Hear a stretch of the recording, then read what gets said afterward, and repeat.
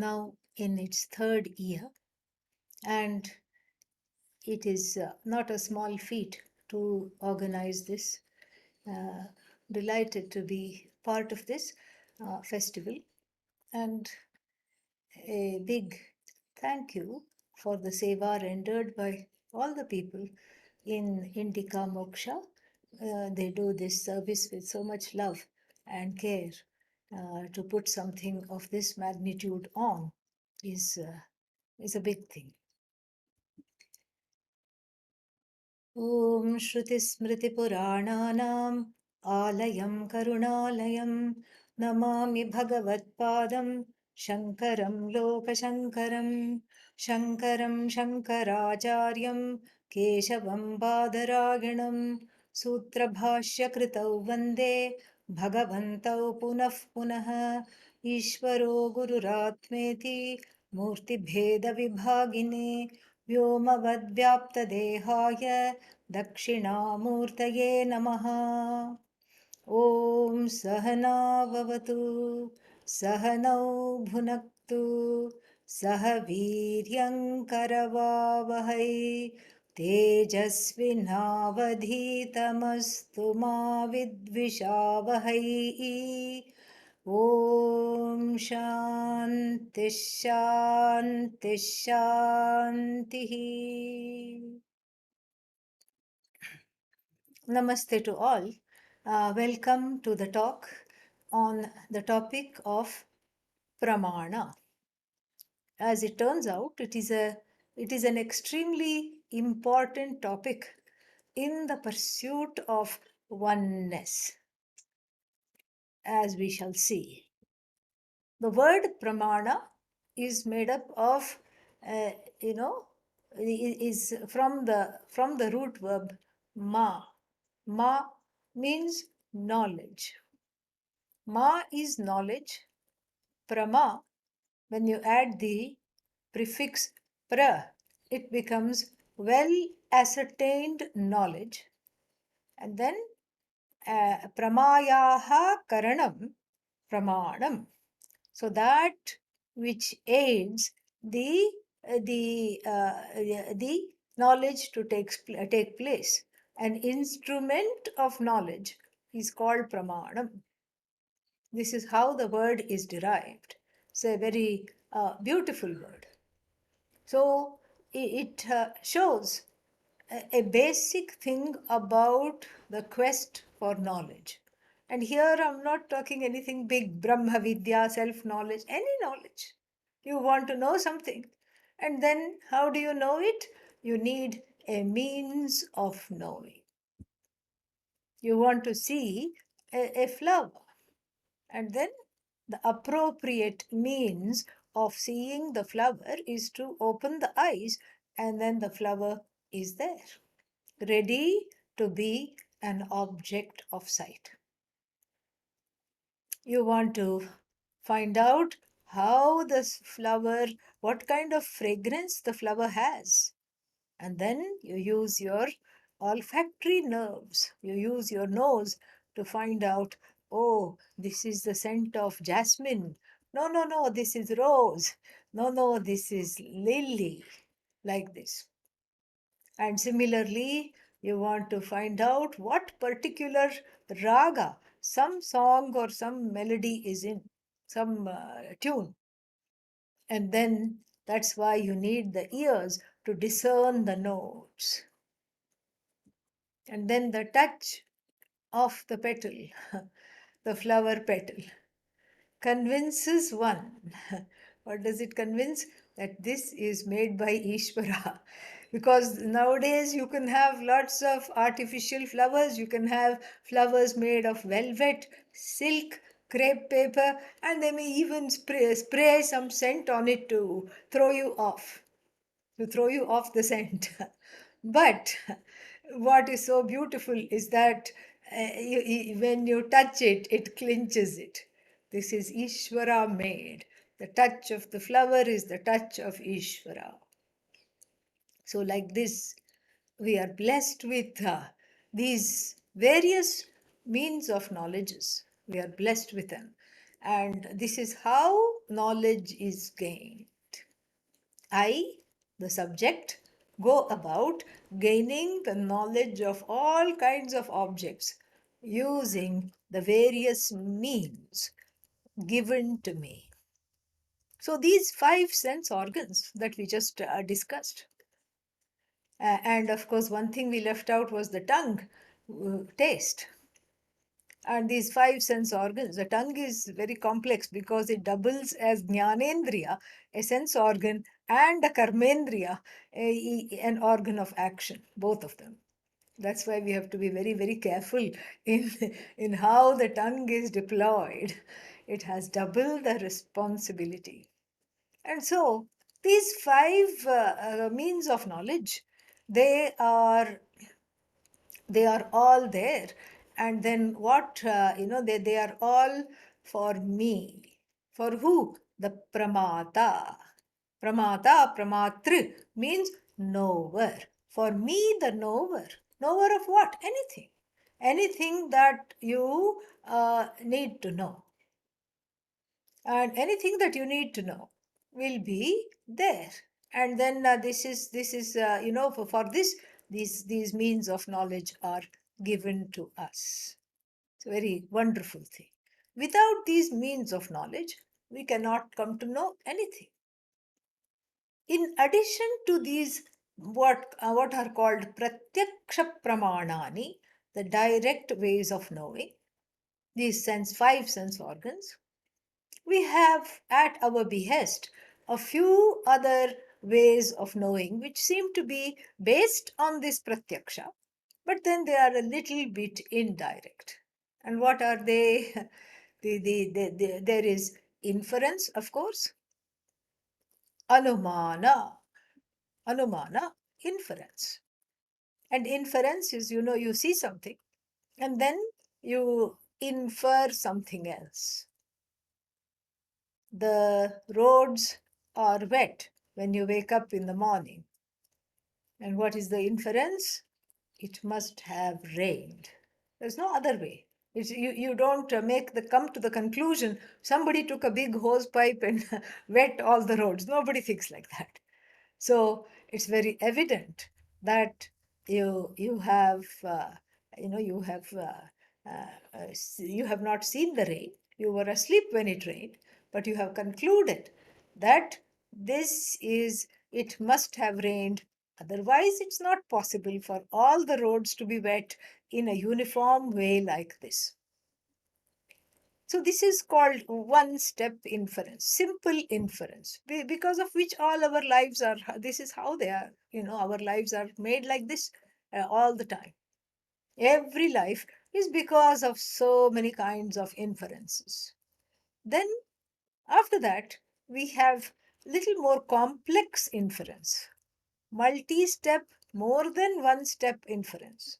This is the what the whole medical field is made up of, all kinds of inferences.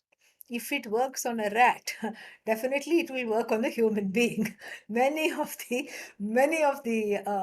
what should I say, the tests, etc., conducted on animals, and then they are extrapolated to human beings. Multi-step inference. And no need to go into the science field also.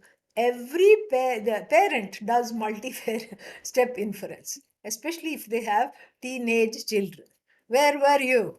You came late. No, mom. No, dad. I was at my friend's house. Well, you were not at any of the friends' houses. Why? Because I called them and you were not there. What were you doing? Multi-step inference. Every parent is an expert on multi-step inference called arthapattihi.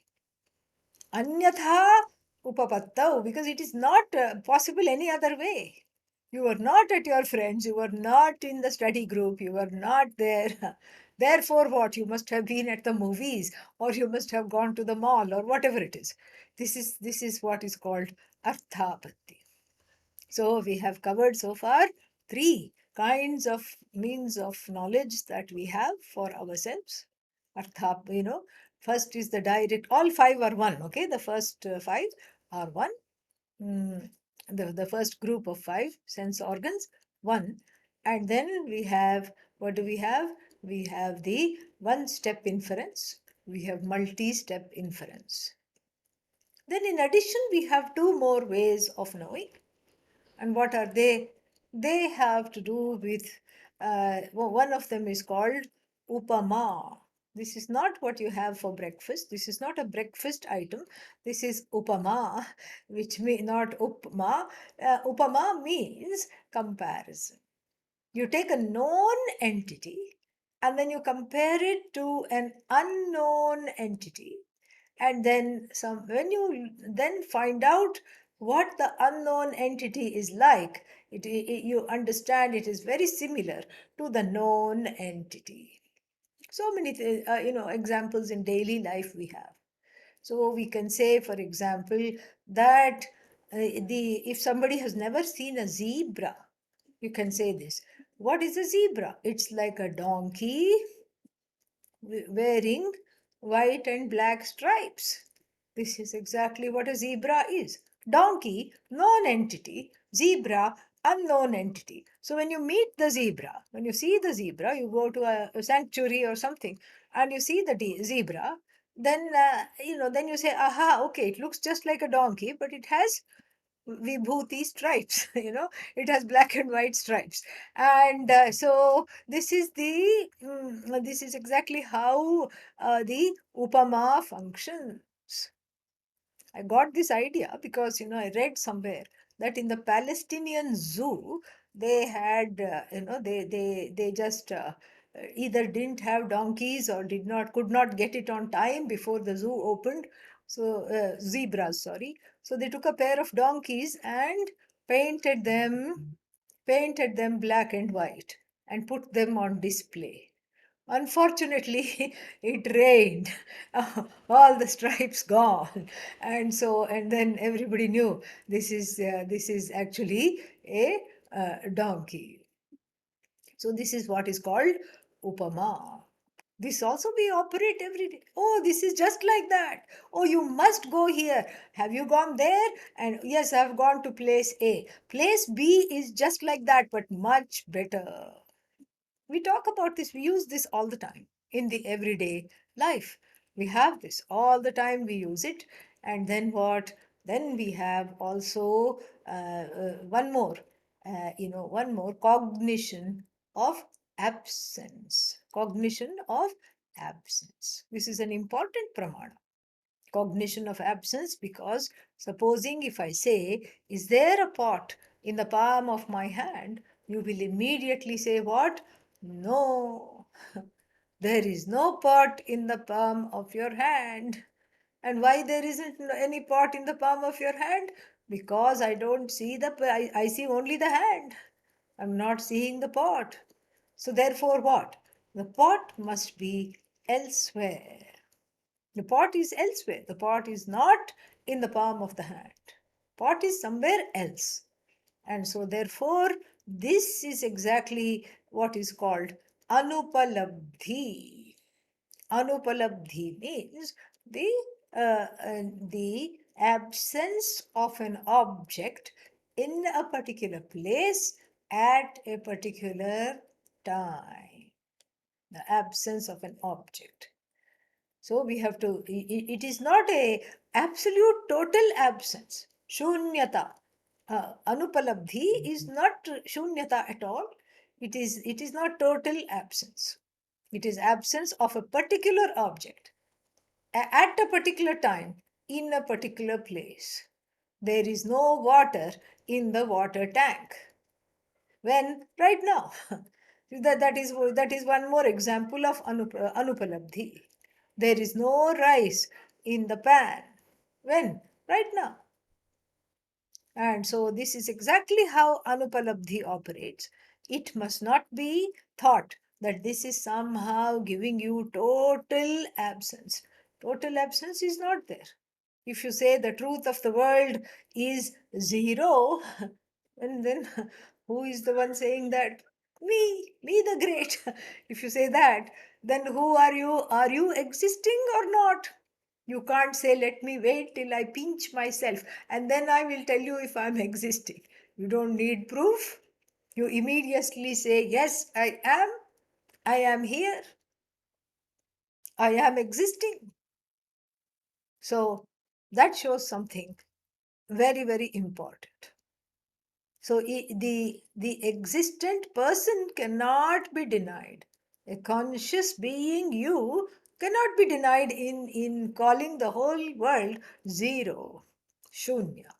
So here, Anupalabdhi is always in relation to the particular object in a particular place at a particular time. There is no water in the reservoir or in the river, or there is no water in this glass. It's an empty glass. Like this, we can talk. So, this is another way, a means of knowledge, the cognition of absence, Anupalabdhi. Now, for the human being, these are the five means of knowledge. These five pramanas help us to lead our lives and help us to know all the things in the world as objects that we would like to find out, that we would like to have information about. And this is what helps us to do research. This is what helps us to write books. This is what helps us to do all kinds of things in the world. These are the five means of knowledge. In fact, we shouldn't make it human centric. In fact, even animals do this. They have the five pramanas, most of the animals. We're not talking of some exceptions like reptiles, etc. Some of them may not have some things, but generally, they have the five pramanas. Dogs, cats, etc. They have the pratyaksha. And then Adi Shankara says that they also have anumana. They can also make inference. You tell the dog, pet dog, sit. First, it looks at your hand. Do you have a treat? Do you have a dog biscuit or a dog treat? No. Okay, I'm not going to sit. Why should I sit? Only if you have a dog treat, I will sit. So it makes that inference. I need not sit because I'm not gaining anything as a result of sitting. And Adi Shankara, says this very beautifully. He doesn't talk of pet dogs and dog biscuits, but he talks of cows. So you go to a cow in a farmer's enclosure. You now become what is called Trinapanihi, meaning in your hand you are the wielder of a bunch of grass in your hand, and you walk into the enclosure. The cow is somewhere at the back grazing, and the cow, you make some noises, come, and then the cow looks at you, more importantly looks at the hand, and slowly ambles over because it has made the inference you are not a threat. In fact, you are giving it a treat. Then the next day, you go into the same enclosure wielding a big club. Dandapanihi. You are now Dandapanihi, the wielder of a club. And then you go into the enclosure, all the cows run away if they take one look at you. And they don't think, oh, yesterday there was grass, and so today there is a club. They don't think like that. So maybe this person is safe. No, they see the stick, it's enough. They see the stick bearing person, and they don't stick it out. They immediately, they are all gone from there. Animals also deploy these means of knowledge. Animals also need knowledge too, for two reasons. They need this kind of a knowledge to be able to, for the propagation of their species, and to be able to know who is like me, because this is how the species gets propagated. So they need to know that, and they also need to know who is not like me, predators. This is how the species furthers to protect from predators and to reproduce. This is why this is the main reason why these means of knowledge are also given to animals. As this is samanam as to the human beings. But you see, for the human beings, just protecting ourselves from predators, real and perceived, I might add here, just protecting ourselves from predators, and then just basically, what is that called, just basically propagating our species, does not seem to be sufficient. Does not seem to be sufficient. It's not sufficient. If it were sufficient, then we would not have this global festival of oneness. We wouldn't.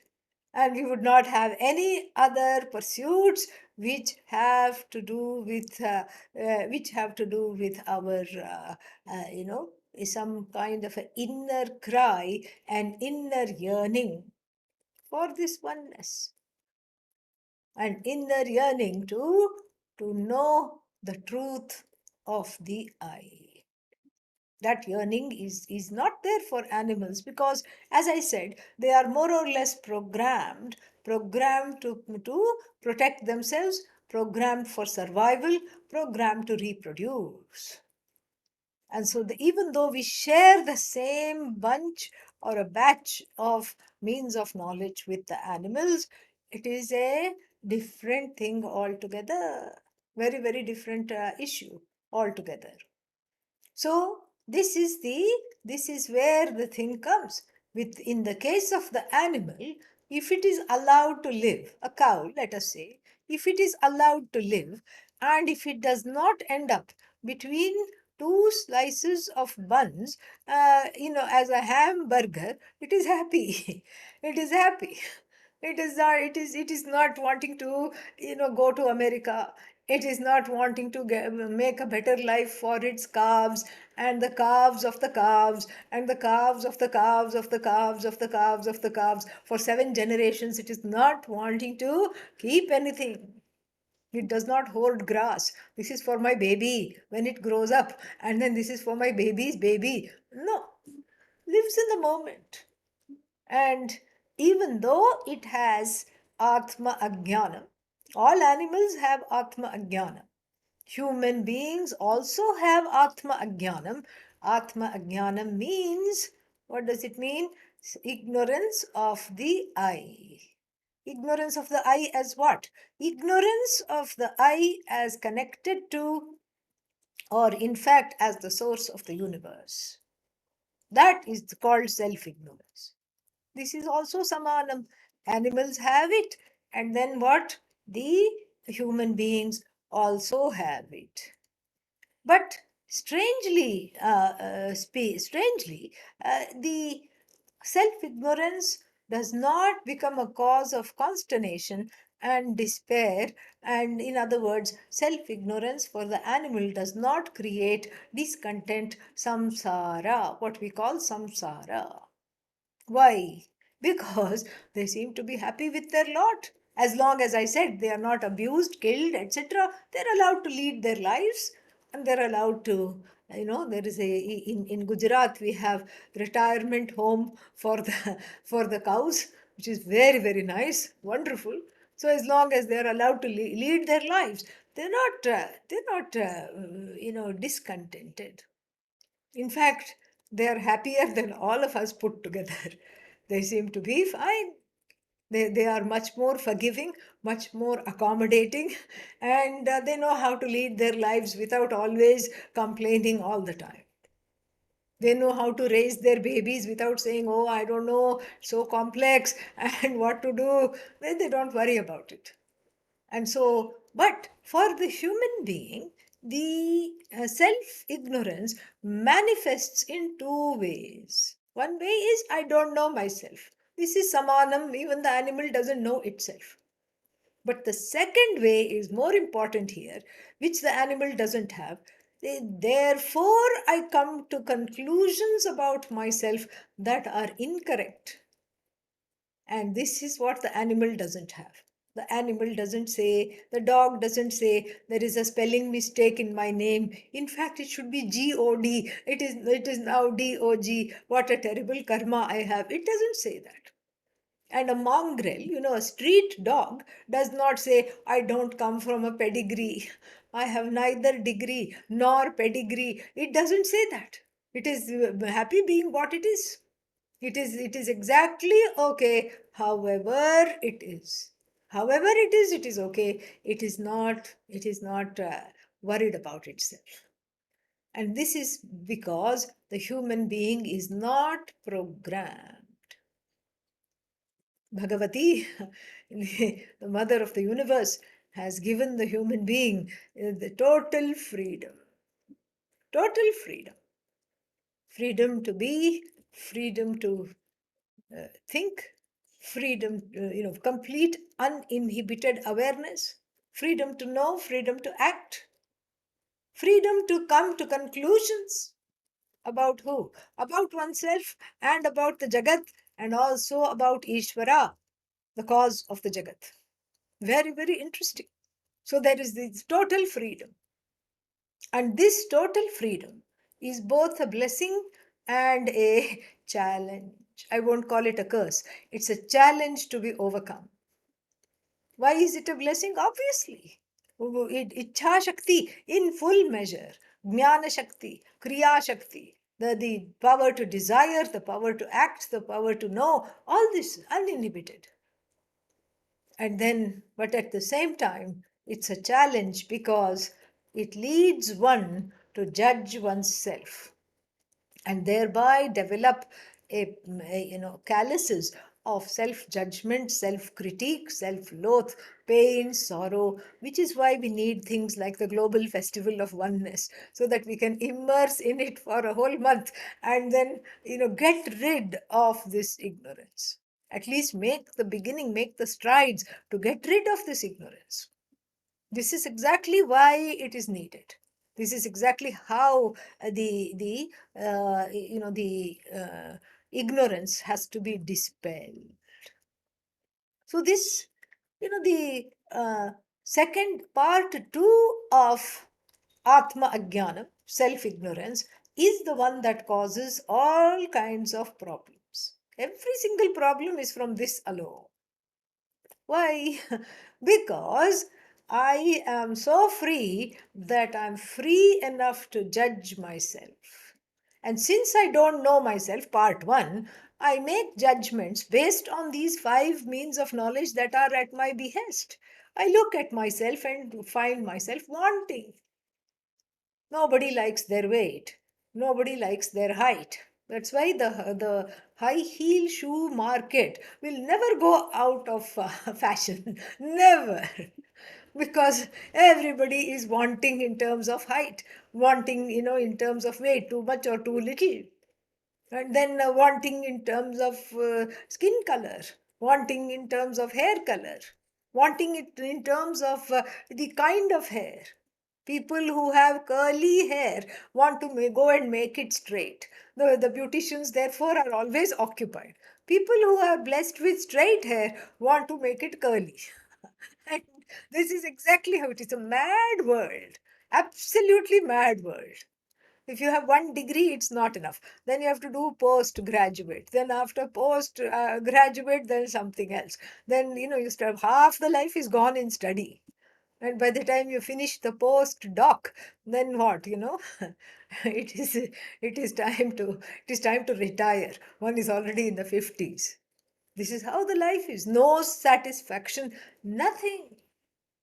And this is all because the Ajnanam part 1, not knowing myself, overlaid by Ajnanam part 2, therefore coming, because, therefore coming to the conclusion I am wanting. This is the culprit. This is what drives us to Vedanta in drones, especially during this coronavirus, because this Vedanta has flourished. That's why I call it Karuna virus, because it has helped us to really bring the best of ourselves. Nothing else to do. All the movies on Amazon and Netflix have already been binge watched, and so all that is left is to say, okay, let me try this, because nothing else is working. Vedanta is always, remember, the last resort. How do we know? It is called, that's why there is the word Anta there. Vedanam Anta. It comes at the end. When all the resorts have been exhausted, you have gone to all the resorts, you have gone to, here, there, some island somewhere, some sanctuary somewhere, some mountain somewhere, to just get rid of this wanting nature. And there is one resort, what is that, sandal resort, this resort, that resort, everything has been exhausted.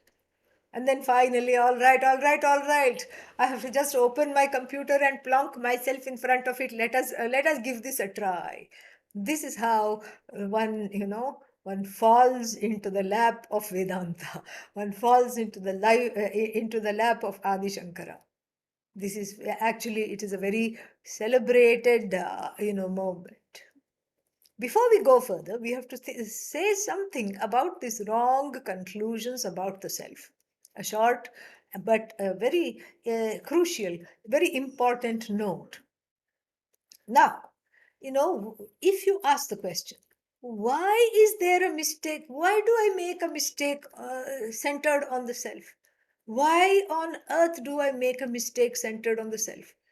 How come I make a mistake? If I am the whole, if I am one with Ishvara, Tatvamasi, Aham Brahmasmi, etc., etc., Prajnanam Brahma, I am Atma Brahma, this is all one, this is Brahman, I am this Brahman. The Upanishads shout. All the Upanishads shout out and proclaim this. And so, if all of this is there, then why is it that I do not know? Plus, I have all these means of knowledge. Then how come I don't know? What is it that I want? What is it that I do not know? And so, therefore, this is something which is very, very exciting and interesting to understand. What is it why is it that I do not know? And we go to the age old example to illustrate this. A very typical Vedanta example: rope, snake. The rope that is lying in the backyard, or a hose pipe, or anything you can take, which is mistaken for the snake. The mistake is not made during broad daylight. In the daylight, when do you say, oh, this is a snake? No, no. If anybody says in broad daylight, they have to have their head examined. There is no other way of, no other conclusion to come to. In broad daylight, you cannot have this mistake. And then, can you make this mistake on, when it is pitch dark, on a Amavasya night? New moon, they say. Actually, it is no moon. On a no moon night, can you make this mistake when there is no other light? No, because the rope is not available for sight to make a mistake on. This is very important. So when is the mistake made? This example is always given at, and in the time frame of this example is twilight or early baby dawn. During that time when the sun is not yet risen and somehow little daylight has crept through the sky. Then you see something lying there, indistinct, and immediately, based on the fear in the heart, in the head, oh my God, OMG, it looks like a snake. What to do? Oh no, it has three bends. And let's say the rope is frayed. Frayed means it's just come apart like this and it looks like that. The split tongue of the snake. Actually, the rope is not frayed. You are afraid of this rope because you mistake this rope for the snake. So this is exactly how this ajnanam operates. The ajnanam turns into part two, the mistake, because of this reason and this reason alone. What is the reason? The reason is because I'm not able to understand this. I'm not able to, understand myself. If the I, called the Atman in Sanskritam, if the Atma were completely unknown, there would be no mistake upon it. No mistake at all. You don't know. That's all. You don't know so many things, but then they don't cause problems. You don't know the name of so many countries, They don't cause problems. You don't know the name of their capitals. They don't cause problems. So many things don't cause problems. But then certain things cause problems. Why? Because, it is partially known. When it is fully known, it doesn't cause problems. When it is unknown, totally, fully unknown, it doesn't cause problems. But when the Atma is partially known, like the aforementioned rope, it can be mistaken for the snake.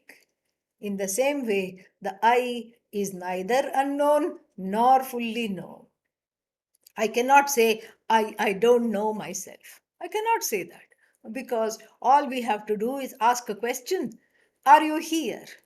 First, people look at one another, especially if I do this in a live setting. People say, What kind of a question is this? Is this a trick question? Then they find out I'm serious. And then they say, Yes, I am here. And that yes is coming from that all knowing I, self evident I, self effulgent I, self existent I. In Sanskritam, it is called Svatasiddha I, Atma. Svatasiddha Atma. The Atma is already known. The Atma is known as existent. I am. I am means what? Then the next question for me to ask you is, how do you know that you are? Which pramana are you operating? Please tell me. Can you see that you exist? Well, no, I can only see my body in the mirror. Then do you infer that you exist? Some people tried that. Some philosophers tried that. I think, therefore I am. They tried to use the anumana, a kind of inference, to talk about this. So they tried to use anumana, inference, and they said, oh, this is what it is. I think, therefore I am. There was a French philosopher by the name of Descartes. I think, therefore I am. So in sleep, he doesn't exist, or what? Because there is no thoughts in sleep. Do you exist in sleep? Yes. Supposing somebody came and said, oh, do you think it'll rain today? And you say, I don't think so. So when you say, I don't think so, you stop thinking? No, you are very much there. Thankfully, the philosopher was very intelligent and then he revised the statement. And he said, I am, therefore I think, therefore I act, therefore I know, therefore I do. I am. Therefore I know means no objects. I am. And this is exactly, so then, this is what happens if you put day horse before Descartes, Descartes before the day horse. This is what happens. And so therefore we have to understand this very, very well. This I is independent of thought. The I is independent of action. The I is independent of anything else in this Jagat. When you say, I am, I exist, it's an independent existence. A completely independent existence.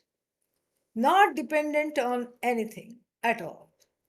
And then if I ask you, how do you know you exist? You just say, I know, somehow I know. So that I am is equal to I know I am. I am is equal to I know I am. I know I exist.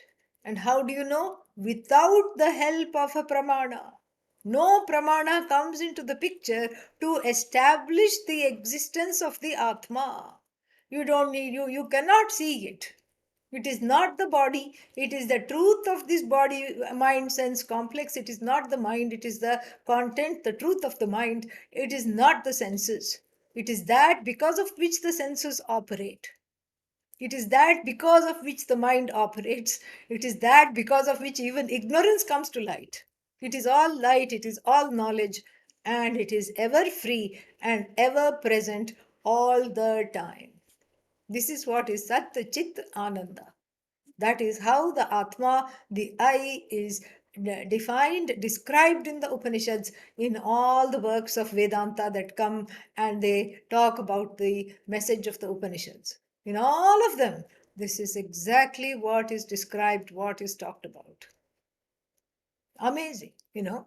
So, just in the words I am, the whole Shastra unfolds itself at your feet. Amazing. This is all based on the self. The whole Vedanta Shastra is based on the fact of the self existent, self revealing Aham. Aham Asmi. Asmi means what? I am. And what kind of an Asmi is it? Asmi means Bhami. I know, I shine. I know, I shine. And then this is Sat Chit. I know I am. I am and I know this fact without the need for any pramana. And then what? I am forever.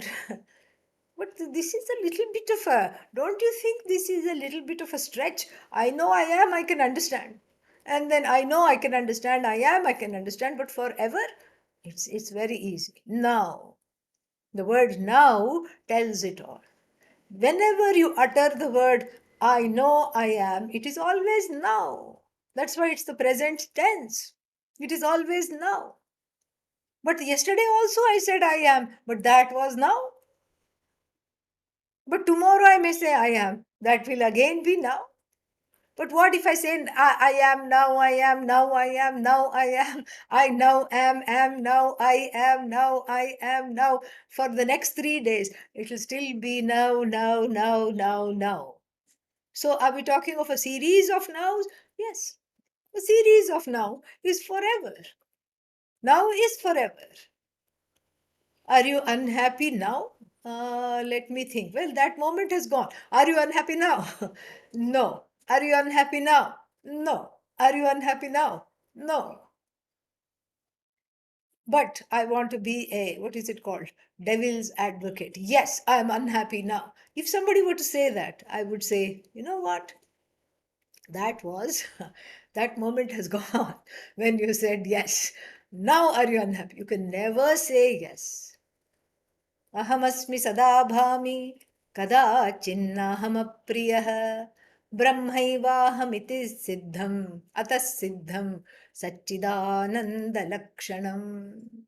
One of the opening verses of the Advaita Makaranda, the pollen of non-duality, immortality. And very beautiful poem where at the end he invites all the bees. Who are these bees? They want to drink, they want to eat the pollen, and they want to spread the pollen, collect it on their legs and spread the pollen everywhere. And who are these bees? The people that have learned to just be. That's why they're called bees. Okay. So this is the verse, one of the opening verses from the Advaita Makaranta. Aham asmi, I am. Sada bhami. This fact is always known to me. I am, I am, I am, I am. I know, I am, I know, I am. Kadachit na aham apriyah. I am never an apriya means object of hatred. There is even though I say I don't like myself, even though somebody may say that, and then you ask, what is it that you don't like? I don't like how I think. I don't like what I have. I don't like what I don't have. I don't like how I look. This is what they will say. Nobody can say that this I know I am is an object of consternation, is an object of discontent, simply because it's not an object. It is the subject, it is you. Besides, there is this yearning for this uh, happiness. There is this yearning for love. There is this yearning to be validated. There is this yearning to be connected. There is this yearning to no longer be alienated from oneself, from the rest of the people, from the whole. There is this yearning to be just one with everything. And That oneness is there always, not just during this month of the global festival. Even before the festival, the oneness is there, which is being highlighted in this month. And then, even after the festival finishes, we bid goodbye to the festival till next year. Still, that oneness will continue to be there because it happens to be your nature. Oh, is that so? Yes. Then, if that is so, then how come I still am subject to samsara? You yourself said I don't need any pramanas to know this. It is this, the I is not based on a pramana at all. Yes, this is true. The I is not based on a pramana. Correct?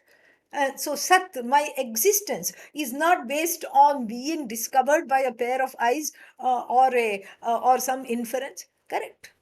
The fact that I am all knowledge, that this knowledge is built into this Sat, the existence, is also not a subject matter for the pramana. Yes, for the means of knowledge. Yes, and that I am lovable, or that I somehow know that this kind of a life that I'm leading, full of discontent, full of pain, full of sorrow, filled with all kinds of incompleteness and fragmented existence, is not the norm. Somehow I know that, and that also is not based on a pramana. Correct. Then why do I need these any pramanas? Why do I need the pramanas?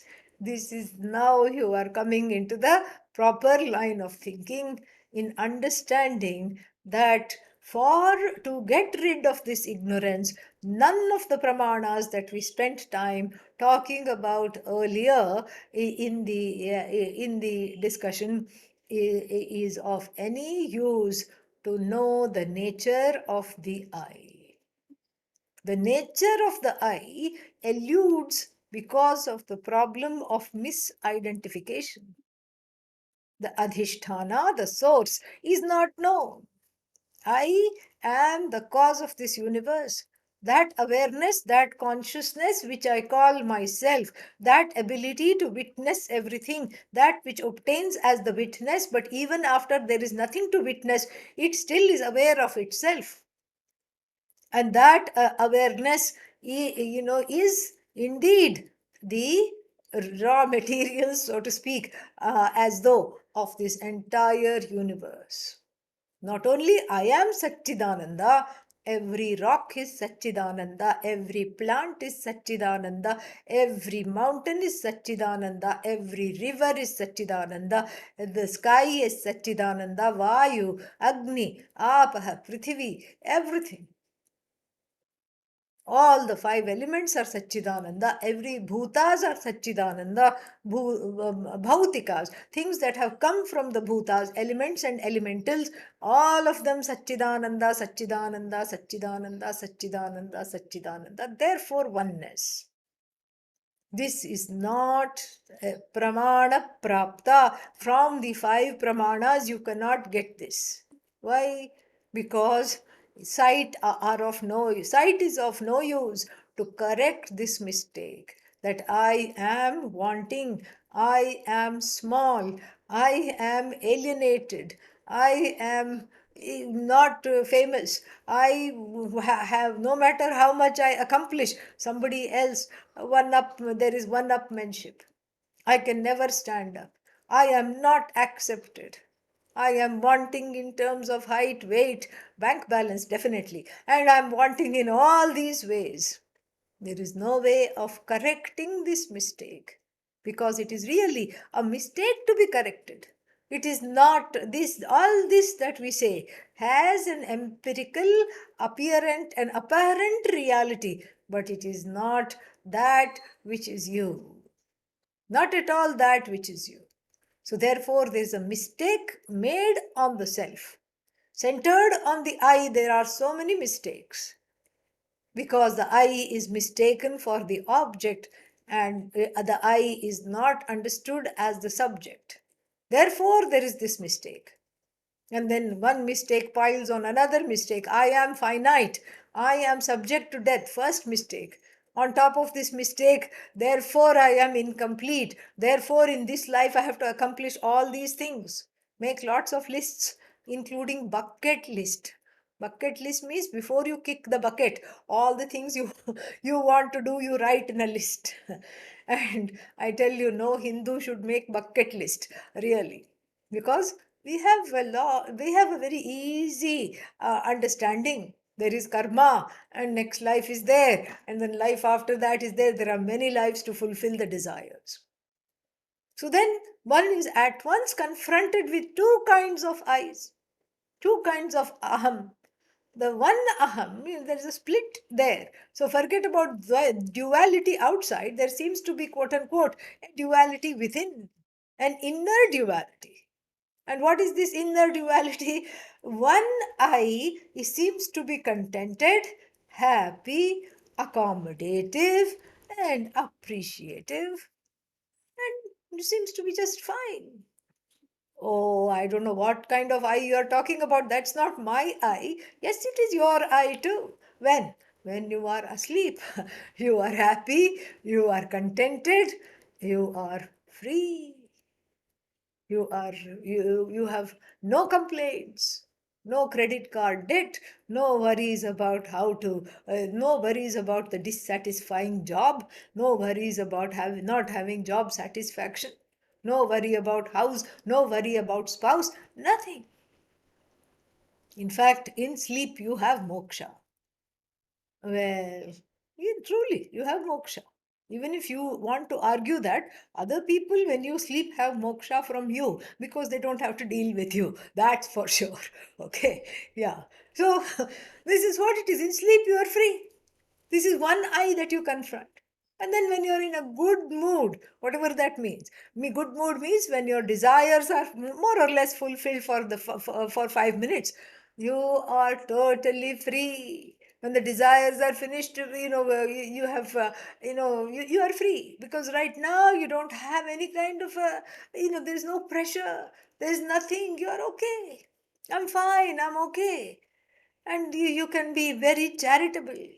Somebody, says something mean, you say, chalo, chhod diya, it's okay, I have let you be, because you are lucky today, I'm in a good mood, so I'm not going to squabble with you. I have just let it be.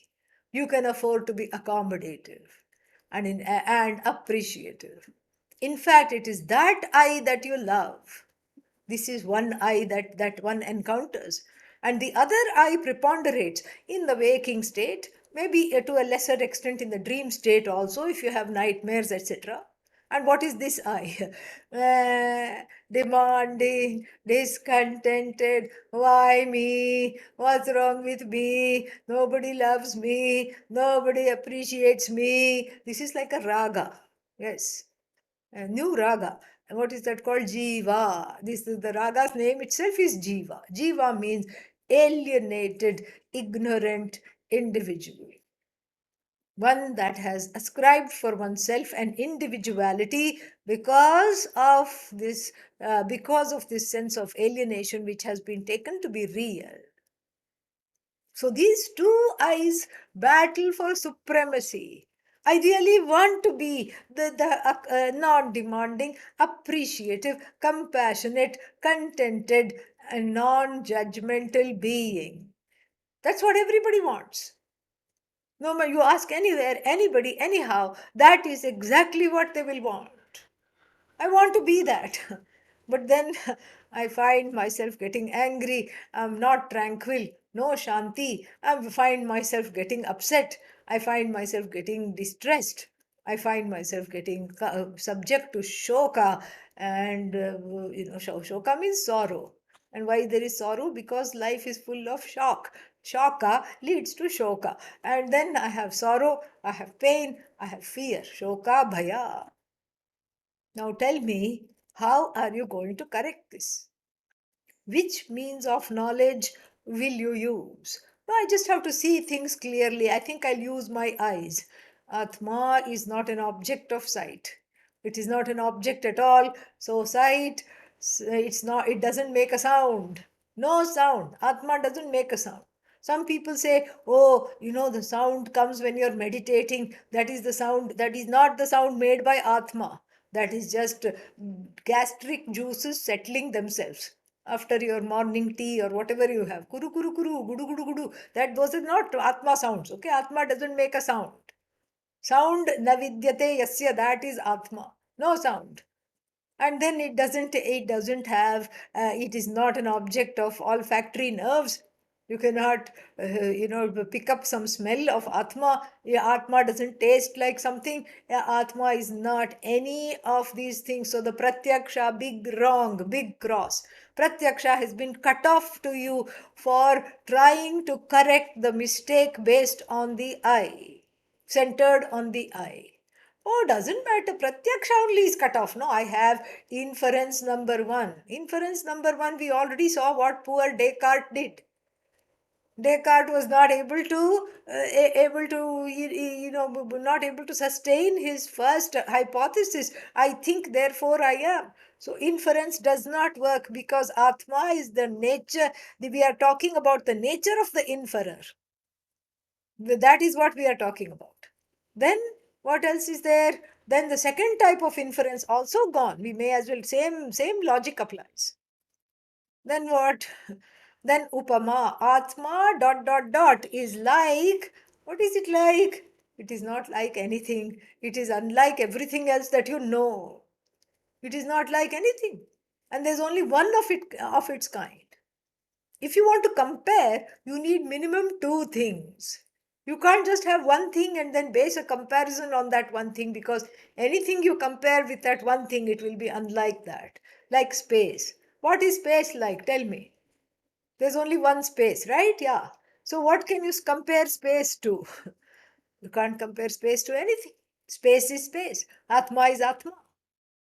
And so therefore, that, the Upama is not available to you. Then what? What else is there? Anupallavdhi. Anupallavdhi means the cognition of absence. Yippee! Atma is absent. Who is saying? The one who says, I am, I am, I am, I am existent, I am here now, I am, I am, I am, I am, I am. That one is saying, I am absent? No, not possible. In order to say, I am absent, there should be it begs the presence of a conscious being. So there is no absolute absence at all. Absolutely not. And so all these pramanas, they are they are bidding goodbye with a hanky. And this is why the Taittiriya Upanishad says, Yato vacho nivartante apraapya manasa saha anandam brahmano vidvan na bibheti kutascha neti. Where the mind beats a retreat, not having been able to lasso the Atma, to catch the Atma and bring it back. And the speech, which is very good, best friends, BFF, best friend forever, with the mind, is equally helpless to articulate about what the Atma is like. It's unable to do that. This shows all the five pramanas surrender. They surrender to what? To a new pramana that has to be brought in. This is Vedanta. Vedanta itself is the pair of eyes that we need to, quote unquote, see the Atma, know the Atma. Atma va are drashtavyah, shrotavyah, mantavyah, nididhyasitavyah. That's all we need. It is the pair of eyes. It is the pair of ears. It is whatever we don't have. That is what the pramana is. Shastra pramana, shabda pramana. And so, but why should I have shabda pramana? Shabda pramana you need because you have exhausted all other possibilities. Oh, okay. So what do I have to do? Surrender, just like the mind and the speech surrendered in this particular mantra which I chanted. That is the surrender of the student to the teacher. Surrender does not mean you're just falling at the feet of an individual. This is not about an individual. This is not about having authority issues and saying, why should I surrender? What's wrong with me? I can know this on my own. You cannot know this on your own. You cannot. But the Upanishads have been translated. Jai Ho, Max Muller. Somebody can say that. Max Muller was one of the first people to translate the Upanishads. Okay, read the Upanishad. What will you get? That is whole. Uh-huh. This is whole. Uh-huh. You take out the whole. From the whole, what is left is one whole. One big hole in the head is what is left. If you read these kinds of translations of the mantra Purnamadaha Purnamidam, which is actually a Mahavakya, which is unfolding this oneness. But I don't see it unfolding the oneness when I read it exactly. Why not? Because the Upanishad is speaking in a particular way that has to be unlocked. And where is the key? The key is in the hands of the gurus.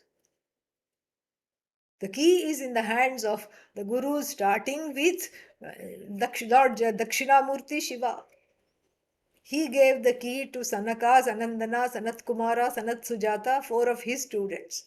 And then finally Guru Shishya, Guru Shishya, Shishya, Guru Shishya, Guru Shishya, Guru Shishya. Then Adi Shankara got the key.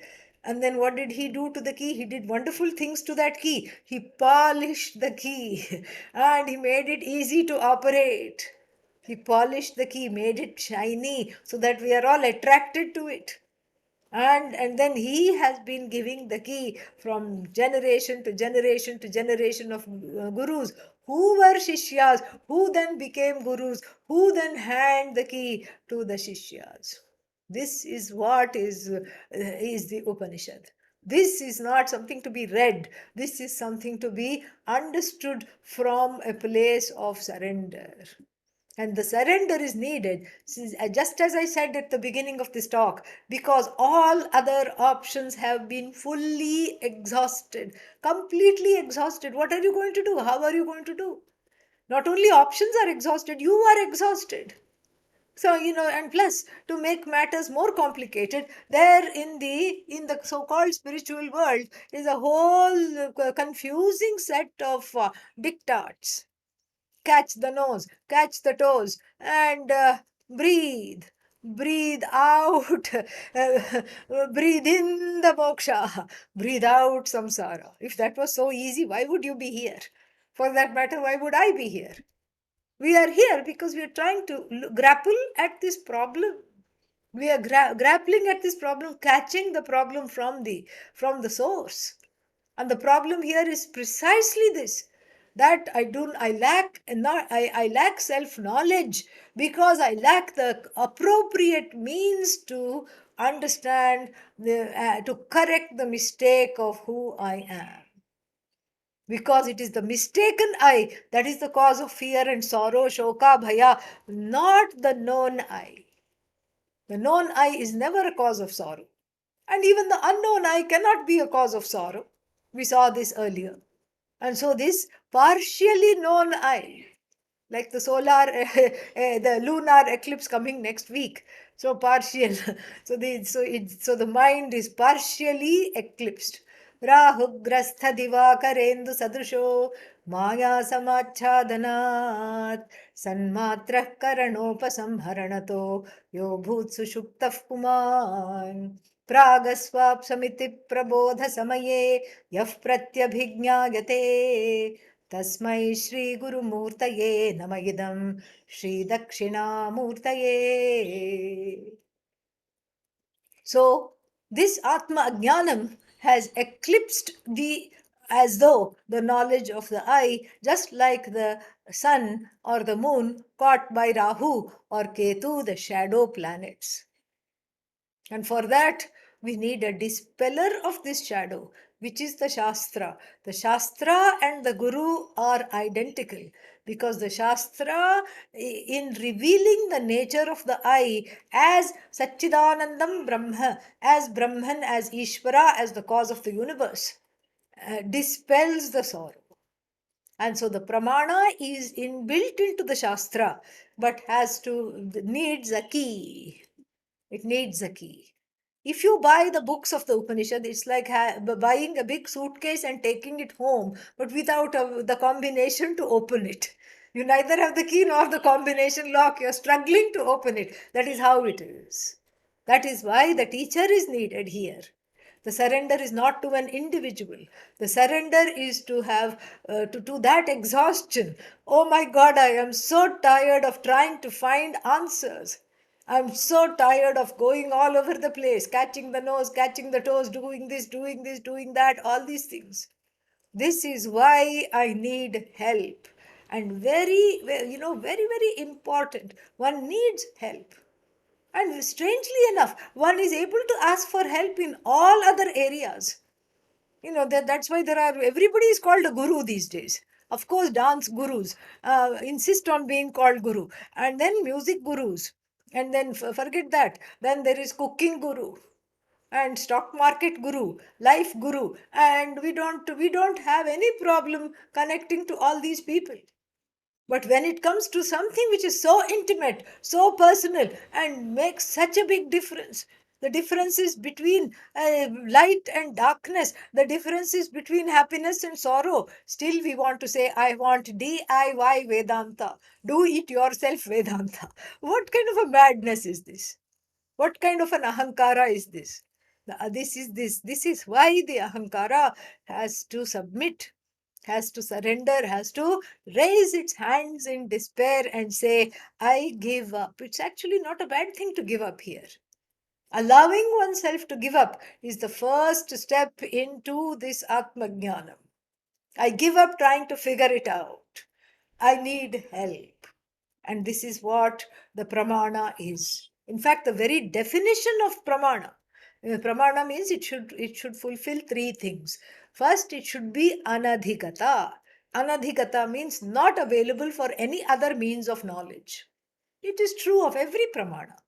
If I can see, let's say I want to look at an apple, if I can see it with my own eyes, then I don't need to hold the apple to my ears and say, okay, my eyes say this is an apple, is this correct? Oh ear, please tell me. It will not be of any use. The pramana is a king in its own territory, each pramana. It cannot be substituted at all. If it is form, color, then this is exactly what is needed. Eyes are what is needed. If it is Atma Ajnanam, Shastra Pramana, Shabda Pramana, the Pramana which is in the form of the words handled by the Guru is what is needed. And so this is the first condition of what makes something a Pramana, Anadhigatam.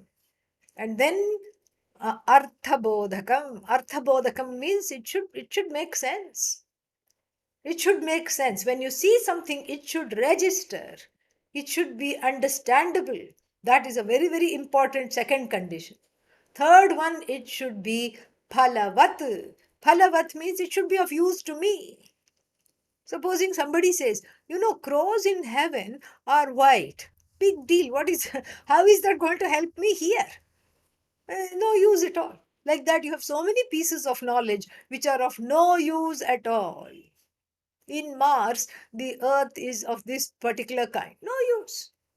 So it should be meaningful to you, meaning it should be purposeful in taking away the shackles of samsara, of pain, sorrow, and feeling of notion of bondage. Even though we say it's an ocean of bondage, it's just a mistake centered on the self, which has to be corrected. Therefore, it's that knowledge which makes this ocean of samsara into a notion of samsara is what is called Shastra, which is in the form of a means of knowledge to which you don't have access. There is a fundamental difference between the pramanas that you operate and the pramanas that is operated for you by the Guru and the Shastra combined. In the pramanas that you operate, the pramata, the ahankara is active. The knower is very much there. The knower is never displaced. The knower keeps on collecting knowledge and feeling good. Yes, I'm great. I'm wonderful. I know this. Now I know this. Now I know that. But in this, in knowing oneself, the ahankara, the pramata, the knower itself is displaced. This is a knowledge of the I without needing a knower. As I told you, it's independent of everything else, without needing the knower. This is exactly what it is. It is just amazing. So it is a knowledge without a knower. It's a knowing being already that had mistaken itself. This knowing being, under the influence of the eclipse of Atma Ajnanam, of self ignorance, had mistaken itself to be something that it is not. Mistaken itself to be finite, mistaken itself to be incomplete, mistaken itself to be small. And now it is because of this knowledge, it is revealed to be all, not small. It is revealed to be God, not odd. It is revealed to be the cause, not because. This is not a small thing. And so, therefore, the pramana means I need to give, I need to be receiving the pramana. That is receptivity. That is surrender. Surrender is not to an individual. In fact, don't surrender to any individual. That is not what we say at all. In fact, oh, should I not surrender to the guru? The how do I know which is the correct guru? The correct guru is the one who does not require your surrender. That is the correct guru. That is the proper guru. The one who doesn't require your surrender becomes an altar, a fitting altar of surrender. That is what it is. That's why we say the knowledge of the self happens despite yourself. In spite of yourself, the knowledge takes place, not because of you. It is a knowledge that takes place in the mind, not because of the mind. The mind is brought in through the back door as a servant, as a place where the knowledge takes place. It is not the agent of this knowledge. And so, therefore, the surrender, and therefore, the proper attitude. And the proper attitude is called Shraddha. Shraddha, that which is, reverential, that is Shraddha. An attitude of devotion and reverence because I really badly, madly want this knowledge. And so that Shraddha, the more the Shraddha is cultivated, the more easy it is to gain this knowledge, really. Because otherwise, you keep listening to all kinds of things, and then what will happen? Nothing happens. Business as usual. You go from one talk to the next, and then the whole month is gone of this Oneness festival. To make the most of the Oneness festival, the best thing to do is to come with an open mind. A mind that is open to hearing what is being said, that before coming into some conclusions based on a faulty infrastructure, on a flawed set of wrong conclusions. You can't keep repeating the mistake. You can make new mistakes every day, but don't repeat the same mistake. That is the main thing. And so, therefore, this pramana has to be received with Shraddha. And how does this Shraddha look like?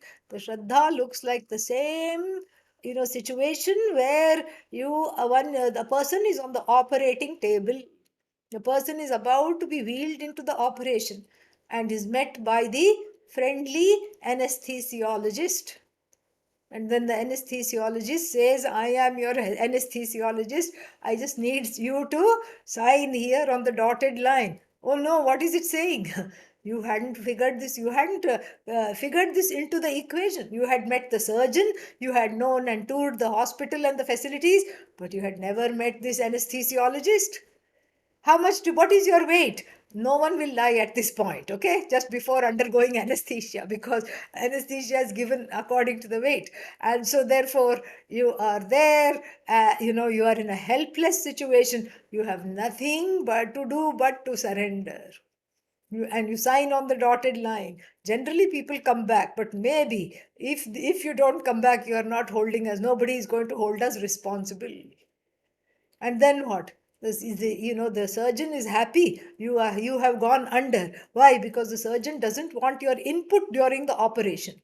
I think that's too big a scalpel. Are you cutting in the correct place where the tumor is? I think you're cutting on the other side. Nobody wants this input.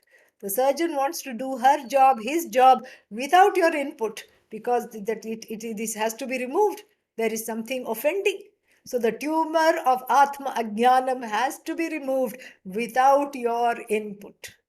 That is exact. So just like how in the face of an operation, you have to give yourself over, here also you have to give yourself over. Then only you can reap the benefits. Then only there is the heart, the lotus heart, which is which is like a tightly wound up bud, opens to the possibility of happiness, opens to that oneness, opens to that. That is why Shraddha, that is why Bhakti, that is why prayer, to ward off all the resistance, to ward off all the fear, so that, oh Lord, oh Goddess, may I ever be, always be open to the pramanas all the time, open to this pramana, to this beautiful Shastra pramana all the time. This is my prayer for everybody.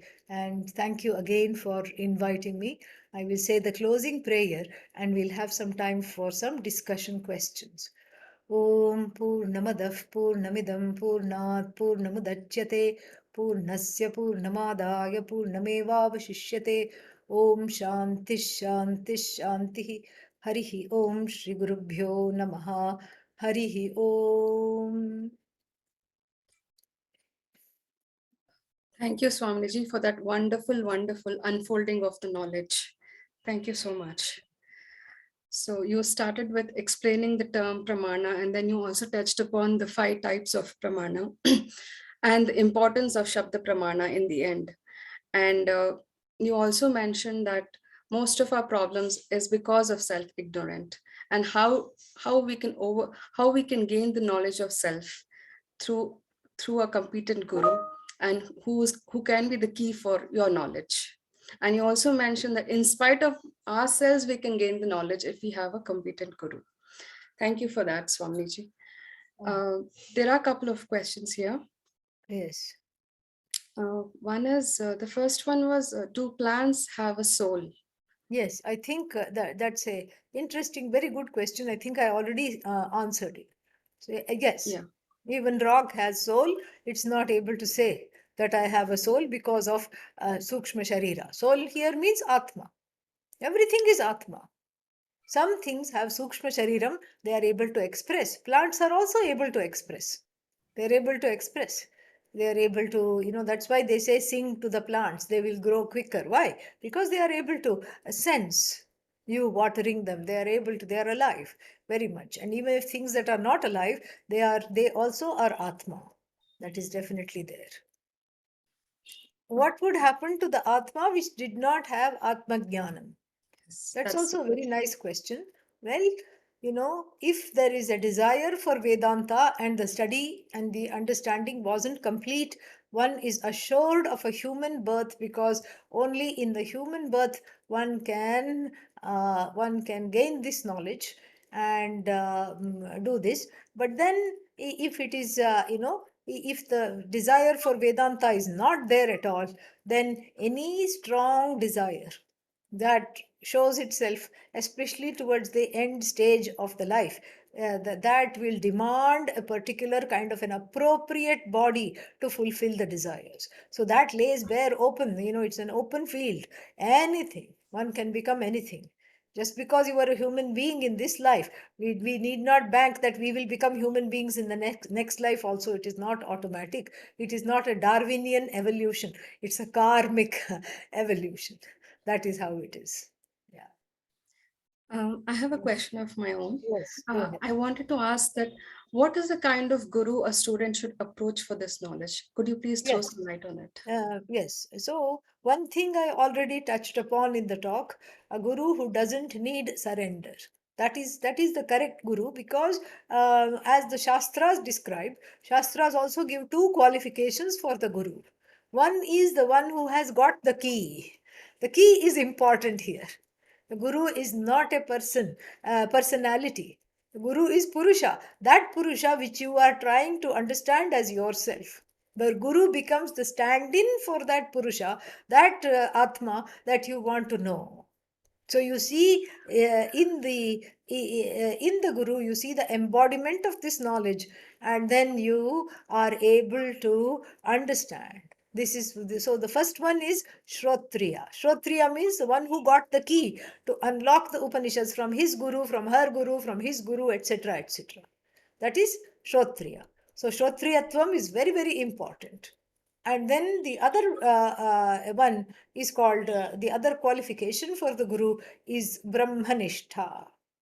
Brahmani Nishtha Yasya Saha. The one who has Nishtha means abidance in, always, whose mind, whose heart, whose life abides in Brahman only. It's a very wonderful thing because it doesn't have a lot of irons in the fire. Now, the second qualification, very difficult to know because you can't drill a hole in the head of the guru and go sit there and find out what kinds of thoughts are taking place. Is it Brahmanishtha or is the guru a foodie? Food Nishtha. Where is the Nishtha of the guru? You cannot find out. And so, better to go by the first, the safest thing is to find a guru in belonging to a parampara that does not distort the message of the oneness. So that oneness message of the Upanishad, that Aikya, the Jiveshwara Aikya, which does not distort, that is the one we have to catch. That is the Guru we have to catch. And oh, but what if, they don't have Nishtha? Doesn't matter. Doesn't matter if they don't have Nishtha because at least they will not mislead you. The Guru may be talking in third person. The Upanishad says, you are Ananda, I am Ananda, we are all Ananda. Maybe crying, crying, the Guru gives the message. Doesn't matter, but at least you will not be misled. So go for the Shrotriya, and then if one is blessed to have, along with the Shrotriya, Brahmanishtha also, that is a great blessing. But really choose a Shrotriya. If somebody says, I got this knowledge all by myself, apne aap, then tell them, please enjoy this knowledge. Keep it to yourself. Do not give it to me. Yeah. Okay. Thank you, Swaminiji, for that. Um, Also, somebody has asked, is any simple literature available for us to read? So, Um, I think the whole talk was about not reading, no? yes. Yeah. So then it is difficult to recommend. I don't know what else to say. First, try listening. And then, then perhaps if you, in this, for example, in this whole month, there will be so many teachers coming and talking. And if you resonate with one of them or couple of them, then you can see if they have written something or you can listen to them more or what kind of a thing, you can do that. So try listening at first because reading is, it's very commonplace. Reading is a jaded activity as far as Atma Jnanam is concerned. There is complacency, number one. Number two, you bring your own infrastructure into the situation. And so the reading, one misses everything. So the whole idea is to just listen. So listen. And if you connect to a couple of people, then ask them if they've written something or ask them, if you can listen to them further.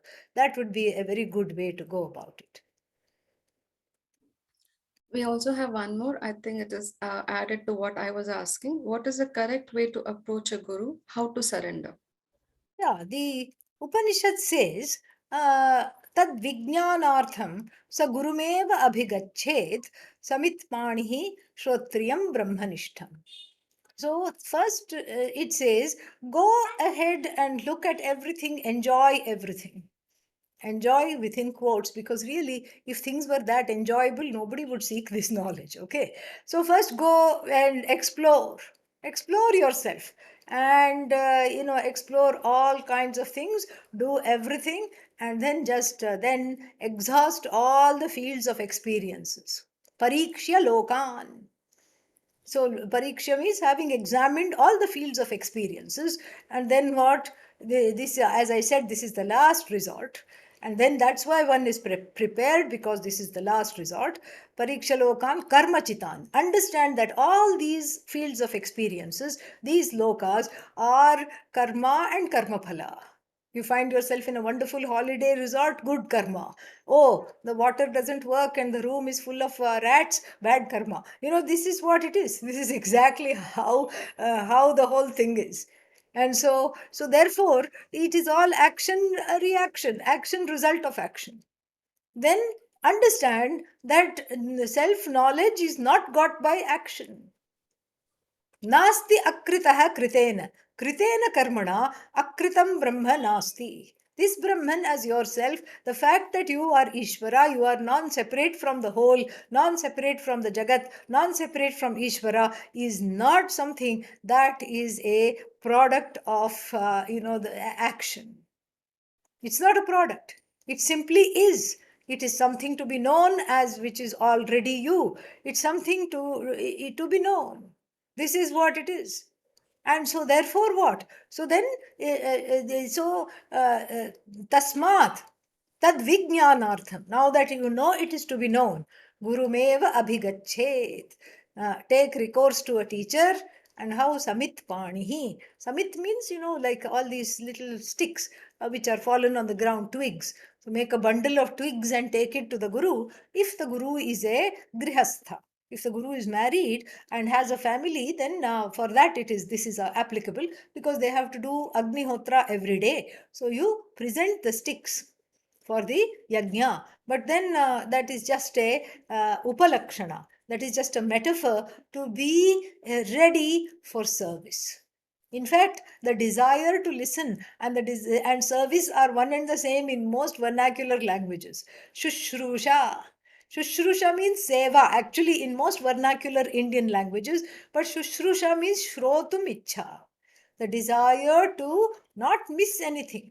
And it looks very funny to hang around the guru all the time. And so you say, okay, let me busy myself and be of service. And so that attitude of service is itself the surrender. And one at the same time prays to Bhagavan to remove obstacles such as misunderstanding the teacher, such as resistance to what is being said, and all other obstacles which stop one from connecting to the knowledge and to the teacher. So we pray, we take care of all ways of the obstacles. Thank you very Thank, much. It has thank you, been a Swami. joy and a delight, and I wish the festival, the rest of the festival, the very best. Thank you, Om Swamiji. Shanti Shanti Shanti. Shri Gurubhyo Namaha. Harihi Om. Thank you.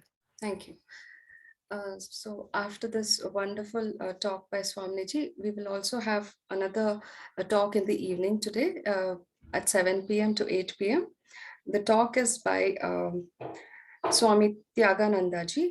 What is really real? And thanks everybody for participating in this. Thank you, Swamiji, again. Thank you. Om Om. All the best.